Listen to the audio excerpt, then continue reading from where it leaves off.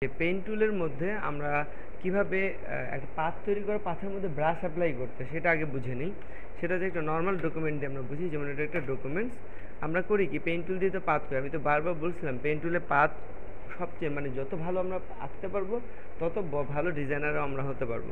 যেমন নর্মালি এটা একটা ব্রাশ, তাই না? এই ব্রাশে যে আমি এখান থেকে একটা হার্ড ব্রাশ চুজ করলাম, এটা হার্ড ব্রাশ। এই ব্রাশটা কেমন ড্র করছে এরকম, তাই তো? হ্যাঁ, একটা লেয়ার তৈরি করে আমি এভাবে আঁকলাম, এটা এরকম হলো। কিন্তু আমি যদি এটা একটা পেইন্ট টুল দিয়ে করি, কেমন পেইন্ট টুল নিলাম, নেওয়ার পরে একটা পাত তৈরি করলাম, এরকমই পাত তৈরি করলাম। করার পরে পাথের মধ্যে রাইট ক্লিক করব, করার পরে স্ট্রোক পাত দিব। স্ট্রোক পাত দেওয়ার পরে এটা ব্রাশ সিমুলেট আপাতত তুলে দিই, দিয়ে ব্রাশটা চুজ করলাম, করার পরে ওকে দিব। তাতে করে কি হলো, এটা ওইটার মধ্যে পার্থক্য কি? ওটা এতটা স্মুথ, আমরা যেহেতু এটা ডাইরেক্ট হাত দিয়ে করছি এটা ততটা স্মুথ না, কিন্তু এটা স্মুথ হয়েছে, তাই না? সুন্দর হয়েছে। আচ্ছা, আরও কি হয়? আরও এরকম হয়, যেমন একটা পাত তৈরি করলাম এরকম হলো। এবার রাইট ক্লিক, কোথায় যাব? স্ট্রোক পাত, তারপরে ব্রাশ। এখানে এটা সিমুলেটটা অন করে নিব। এটা অন করে নিয়ে যদি ওকে দিই, তাহলে এমন। দুটোর মধ্যে পার্থক্য কি? আরও সুন্দর না? এটা সিমুলেট অন করলে শুরুটা এবং শেষটা এরকম চিকন হয়ে যাবে, আর এটা সেম থাকবে। কিন্তু কতটুকু মোটা হচ্ছে সেটা কিসের উপর ডিপেন্ড করছে? যদি আমি ব্রাশটাকে আরেকটু মোটা করে নিই, যে এরকম, তাহলে এখন যদি আমি পেইন্ট টুল দিয়ে একটা পাত তৈরি করি, right click, stroke path, brush, okay, তাহলে এটার মধ্যে পার্থক্য হয়েছে না? তার মানে কি, ব্রাশটা যত মোটা করতেছি স্ট্রোকটা তত বেশি মোটা হচ্ছে। বিষয়টা ক্লিয়ার? ইভেন এখানে যেই কালারটা রাখবো সেই কালারটা কিন্তু এখানে আসতেছে। এবার তাহলে এটাকে আমরা ফেসের মধ্যে অ্যাপ্লাই করি, কেমন দেখি। একটা লেয়ার নিই প্রথমে, নেওয়ার পরে এই ফেসটাকে আমরা ড্র করব। তো আমি নর্মালি ব্রাশ দিয়ে আগে এখানে এঁকে নিয়ে দেখি যে এটা কত মোটা হচ্ছে, অনেক মোটা।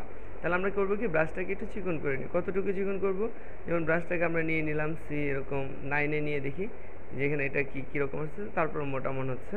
তাহলে এটাকে আমরা আরেকটু চিকন করে নিই, এরকম 5, ঠিক আছে, 4, এরকম চলবে। এখন আমি কি করছি, এবার পেইন্ট টুলে চলে যাব। যাওয়ার পরে এবার আমি আঁকবো ইচ্ছে মতো। এটা নিলাম,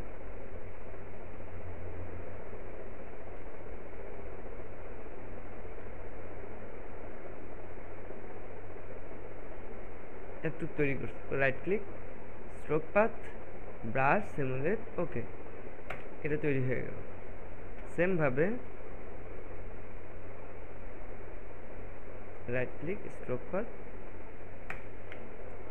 ঠিক আছে। এখন এগুলো আরেকটু চিকন করব, তাতে করে ব্রাশটাতে যে ব্রাশটা আমি আরও চিকন করে নিচ্ছি। যেমন এটাকে আমি নিলাম 3, আবার পেইন্ট টুলে যাচ্ছে,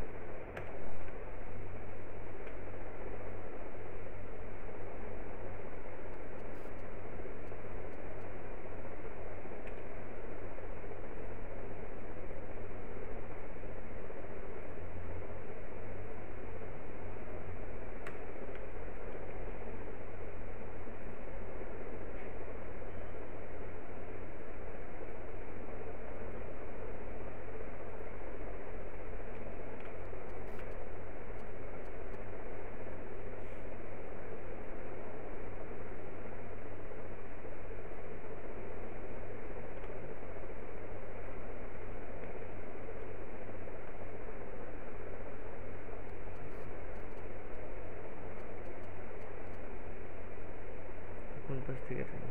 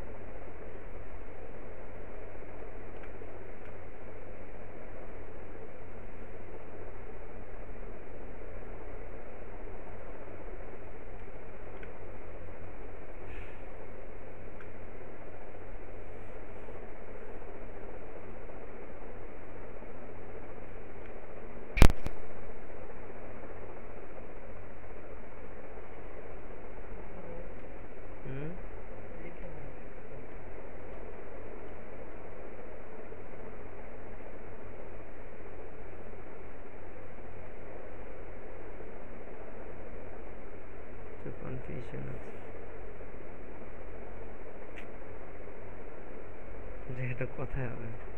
আচ্ছা আপাতত করি আমরা।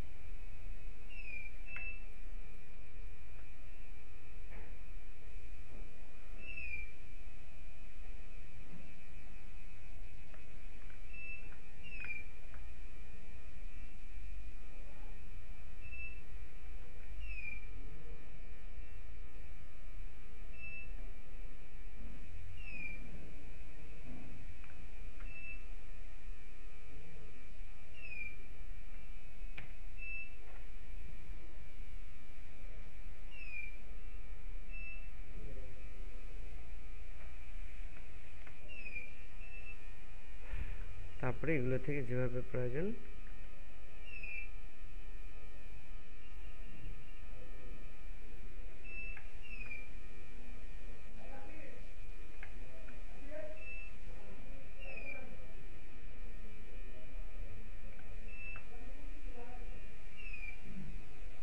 আসলে যত সুন্দরভাবে আমরা লাইনগুলো টানতে পারবো গ্রাফিক্সটাও তত সুন্দর হবে। ঠিক আছে,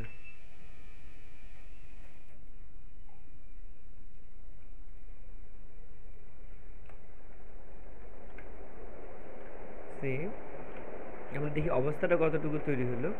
সেটা হচ্ছে দেখার জন্য এই লেয়ারটা সিলেক্ট করে একটা নতুন লেয়ার নিলাম, নিয়ে এখানে একটা ডিফারেন্ট কালার দিলাম, তাহলে বোঝা যাবে যে কতটুকু তৈরি হলো। ফেসটা হয়ে কিন্তু বের হচ্ছে, তাই না? আমরা যদি এটাতে আরও বাকি বিষয়গুলো আনি তো কি হচ্ছে, একটা আউটলাইন ফেস অর্থাৎ ড্রয়িং ফেস যেমনটা হয়, যে কোনো ফেস থেকে কিন্তু আমরা ফেসটাকে সুন্দর করে বের করে আনতে পারি একটা ড্রয়িং ফেস আকারে। বুঝা গেছে? পারা যাবে। তারপরে এটাকেও গ্রাফিক্যালি আমরা পরবর্তীতে ব্লেন্ড টুল বা আদার্স কোনো এফেক্ট দিয়ে জিনিসটাকে অনেক সুন্দর একটা শেপে পরিণত করা যায়। তো কীভাবে করা গেছে বোঝা গেছে? জাস্ট আমরা করছি কি, ছবিটা নিয়ে একটা নতুন লেয়ার নিয়ে ওই লেয়ারের মধ্যে এই লাইনটা যেভাবে প্রয়োজন, তারপর এটাতে একটা কালার দিলে আমরা এটা দেখতে পাচ্ছি, এবং এই শেপটা কি আমাদের প্রয়োজন মতো যে কোনো ডিজাইনের সাথে অ্যাড করে দিয়ে একটা গ্রাফিক্স তৈরি করতে পারছি। ক্লিয়ার? পারা যাবে?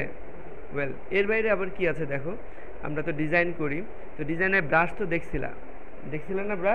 ব্রাশ কি করে? ব্রাশ দিয়ে আমরা অসংখ্য, অর্থাৎ ফটোশপের ভালো ভালো কাজ করার জন্য আমরা অসংখ্য মানে ব্রাশের ইউজ করি। ব্রাশ হচ্ছে বাই ডিফল্ট ব্রাশ আছে এখানে, তাই না? এটা তো বাই ডিফল্ট ব্রাশ। এর বাইরে আমরা ব্রাশ কীভাবে ইউজ করতে পারি? এর বাইরে ব্রাশ কী ব্যাপার, ব্রাশ ইউজ করনি কিভাবে?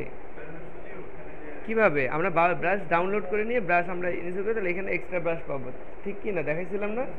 হ্যাঁ। আর কিভাবে ব্রাশের সেটিং চেঞ্জ করা যায় কিভাবে? যেমন এই ব্রাশটা নর্মালি ব্রাশটা এভাবে অ্যাপ্লাই হচ্ছে, ঠিক আছে? লেয়ার নিলাম, এই ব্রাশটা কি নর্মালি অ্যাপ্লাই হচ্ছে এভাবে অ্যাপ্লাই হচ্ছে, তাই না? কিন্তু আমি বলছি না, ব্রাশটা এভাবে অ্যাপ্লাই হবে না, ব্রাশটা এগুলোর মতন ছড়ায় যাবে। যেমন এখানে এই যে ঘাসগুলো যেমন কী হয়, ছড়ায় পড়তেছে না? ঠিক সেরকম এই ব্রাশটাও কী হবে, এই যে ব্রাশটা এটা তো একটা সার্কেল, এটা কি, এটা একটা সার্কেল না? এটা সার্কেল, কিন্তু এটা ছড়ায় যাবে। তাহলে কীভাবে ছড়ায়? সেটিং দিয়ে, ব্রাশের সেটিংয়ে যে আমরা এখান থেকে সেটিং চেঞ্জ করি, যেমন শেপ ডাইনামিক, এই শেপটা ডাইনামিক করলে কী হবে, শেপটা বিভিন্ন ধরনের সাইজে হবে, ছোটো বড়।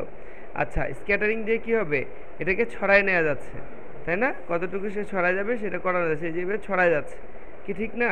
তারপরে এখানে কী হচ্ছে, যেমন কালার ডাইনামিক, এটা দিয়ে কী করা যাচ্ছে, আমরা এখানে এটা রাখছি, এখানে রাখছি সে ইয়েলো কালার, তাহলে দুইটা মিলে এখানে কালারটা অ্যাপ্লাই হচ্ছে নাকি? তো এগুলো দেখানো হয়নি কালার ডাইনামিক, তো এগুলো করো না কেন? আচ্ছা, এখন যেটা হচ্ছে, আমি এই ব্রাশটা তৈরি করলাম এরকম। এখন এই ব্রাশটাকে যদি আমি এরকম তৈরি করার পরে আমি যদি লেয়ার নিই, পেন টুল দিয়ে যদি এটাকে অ্যাপ্লাই করি, তাহলে কেমন হবে এটা? তাহলে এই বুদ্ধি মাথায় আছে? হ্যাঁ, এরকম বুদ্ধিগুলো নিজে থেকে তখন করতে হবে। আমরা অনেক ডিজাইন দেখবো যে ব্রাশ এরকমভাবে অ্যাপ্লাই করা। দেখো ব্রাশটা কি হয়েছে, ওভাবে কিন্তু অ্যাপ্লাই হয়েছে। আমি যদি বলি একটা প্রোডাক্ট বা একটা আমার হাতটাকে পেঁচায় এই জিনিসটা থাকবে, সম্ভব? কিভাবে সম্ভব? এখানে এরকম ছবি আছে,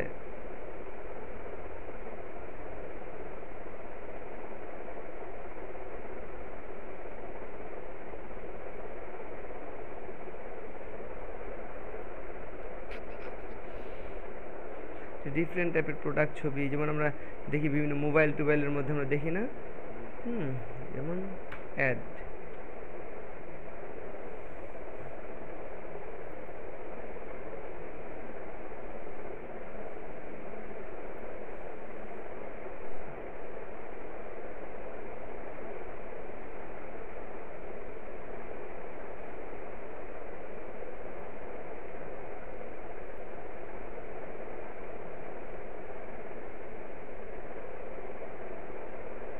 ভালো ছবি না হলে তো বুঝানো মুশকিল।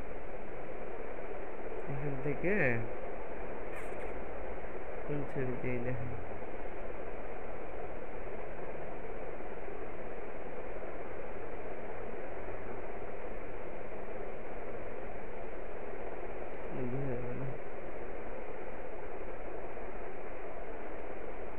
এই ফিগারটাতে একটা ইয়ে পেঁচায় আছে, তাহলে কিভাবে হবে? তাহলে সেক্ষেত্রে আমরা যেটা করতেছি, এটা লেয়ার নিব, নিয়ে পাতটাকে সেভাবে করব। এখানে ব্রাশটা আগে দেখি কতটুকু অ্যাপ্লাই আছে, এরকম ব্রাশটাকে আমরা একটু ছোট করে নিতে পারি। ওকে, এরকম ছোট করে নিলাম, তাতে করে এই যে এরকমভাবে অ্যাপ্লাই হচ্ছে।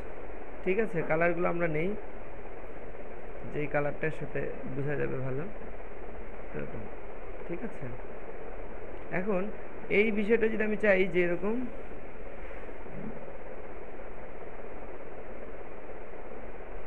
এটা এই যে গ্লোটা একে পেঁচাবে, এরকম পেঁচায় উপরে উঠবে, তাহলে কীভাবে করবো আমরা? তাহলে আমরা পেন টুলে যাব নাকি, পেন টুলে যেয়ে তারপরে ঠিক সেভাবে পাতটা করব।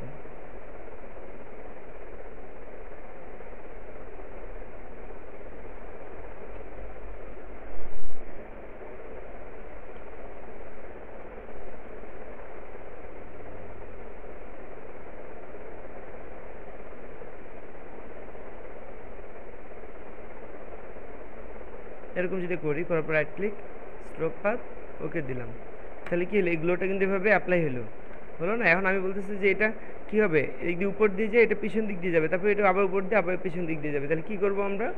জাস্ট ইরেজার দিয়ে আমরা এটাকে তখন মুছে দিব।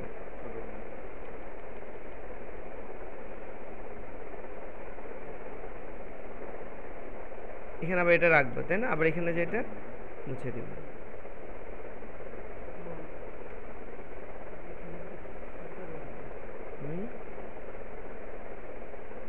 পিছন দিক দিয়ে গেছে,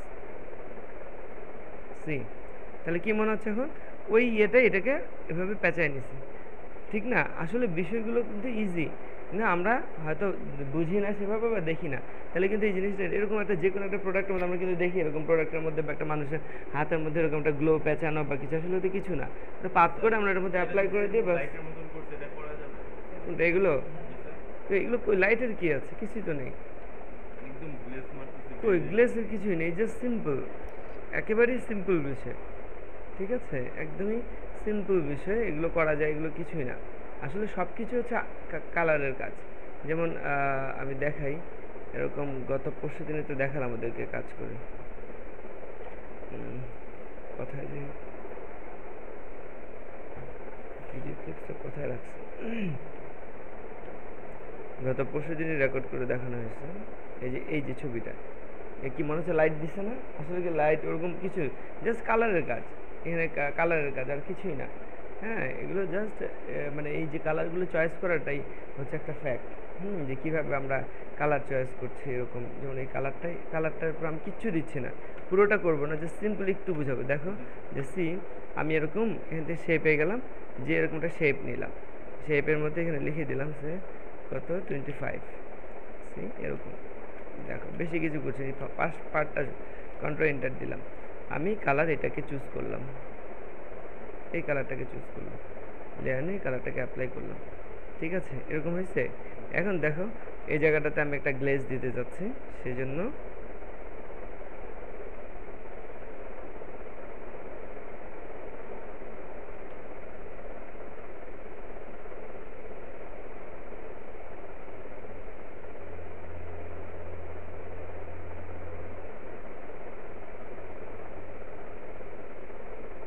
কন্ট্রোল এন্টার দিলাম, এই জায়গায় এতটুকু আবার কপি করে নিলাম, কতটুকু, এই যে পার্টটুকু।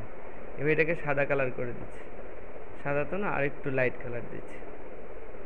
এটাকে লক করে নিয়ে এই লেয়ারে এটা লক করে নিয়ে আর একটু লাইট কালার দিচ্ছি, ঠিক আছে। এবার এই যে জায়গাটা আছে এখানে একটা গ্লো দিব, কিরকম, জাস্ট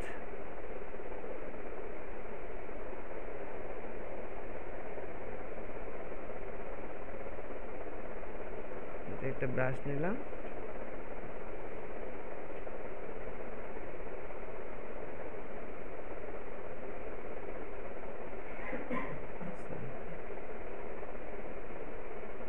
অবজেক্ট নিলাম এরকম, নেওয়ার পর করবো কি, ফিল্টার, ব্লার, গসিয়ান ব্লার,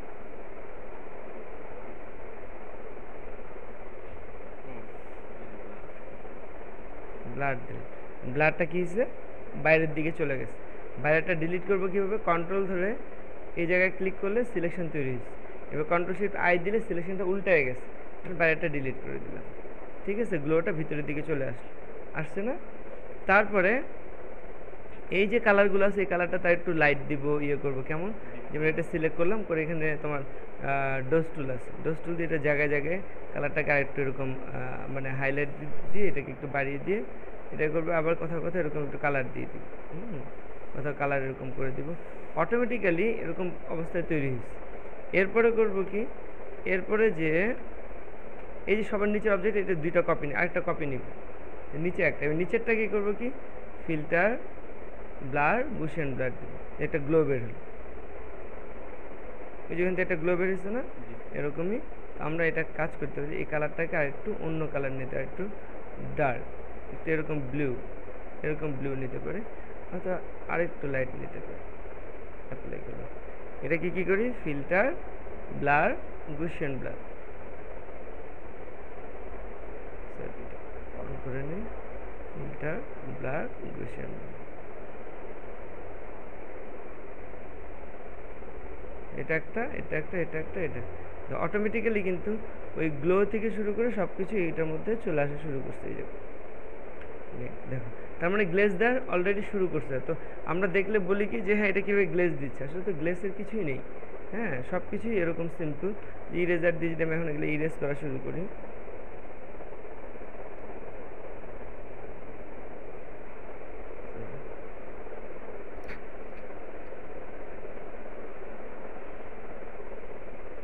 কমালাম, এটাতে যে এইভাবে কমিয়ে দিলাম,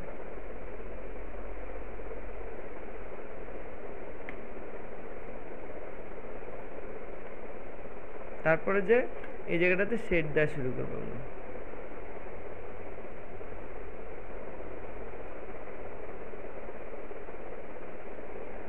তারপরে এখানে একটা শেড, এই যে উপরে একটা শেড দেখছি না, এই যে উপরে একটা গ্লো গেছে, সেই শেডটা আমরা এটাকে এভাবে ফেলে দিতে পারি।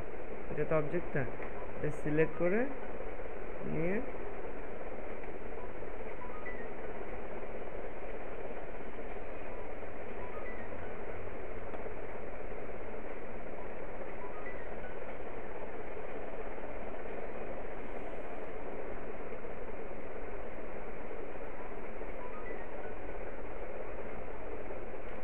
একটা পর্যায়ে যে ওটা দাঁড়া যাবে, অনেক খুবই সিম্পল বিষয়। আর এই যে লাইনটা কীভাবে হয়েছে এটা তো বুঝতেছে কীভাবে হয়েছে, এই লাইনটা জাস্ট পেন টুল দিয়ে এরকম একটা লাইন ক্রিয়েট করা হয়েছে।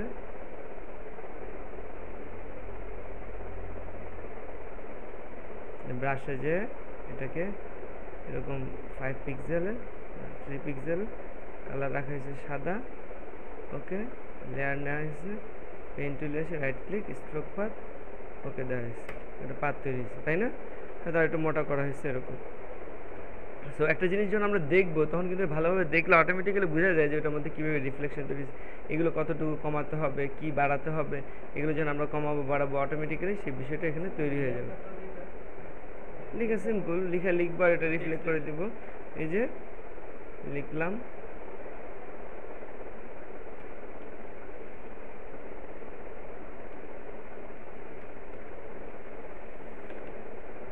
সিলেক্ট করে এটাকে কালার দিলাম কি সাদা,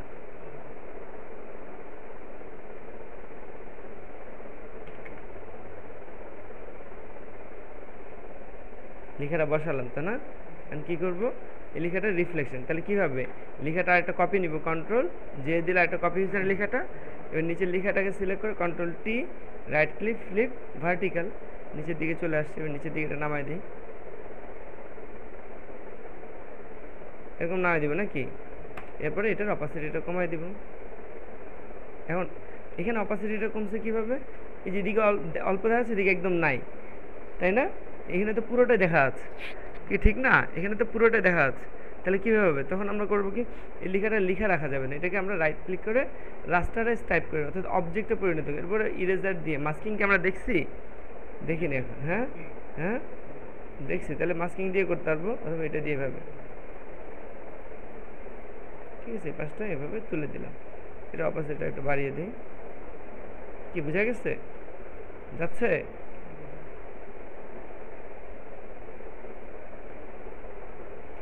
জাস্ট কালারের কাজ, কিচ্ছু না। যে কোনো অবজেক্ট গ্লেজ দিবে কালারের উপরে বেস করে। এই জন্য করতে হয় কি, ওই ডিজাইনারের জন্য সবচেয়ে ইম্পর্ট্যান্ট বিষয় হচ্ছে প্রথম অবস্থায় যা দেখবো তাই তৈরি করা, হুবহু একদম পুরোটাই সেম টু সেম চেষ্টা করব, তাহলে আমাদের